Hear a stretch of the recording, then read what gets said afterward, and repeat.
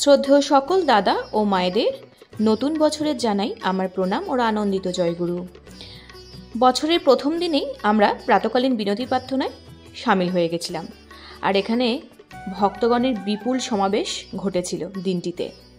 যেহেতু সকাল সকাল সেভাবে আলো বেরোয় না, তাই জন্য একটু অন্ধকারাচ্ছন্ন আর একটু আলোর মধ্যেই ভিডিওটি করে নিলাম। এখানে সবাই আমরা দাদা মায়েরা বসেছিলাম প্রার্থনায়, আর তারই মাঝখানে আমি একটু জুম করে ঠাকুরকে দেখানোর চেষ্টা করেছি। এটা বর্দার জায়গা, সবাই প্রণাম সেরে নিচ্ছেন। যারা পারেন তারা প্রার্থনার আগে করে নেন, আর যাদের সময় ঠিক হয় না, যেহেতু প্রার্থনার 25 মিনিট আগেই ওখানে ব্যারিকেড দিয়ে দেওয়া হয়, তারা প্রার্থনার পরেই দাদা ও মায়েরা প্রণাম সেরে নেন। আর এভাবে সুন্দর লাইটিং ও ফুল আলোকসজ্জার মাধ্যমে এখানে সাজানো হয়েছিল।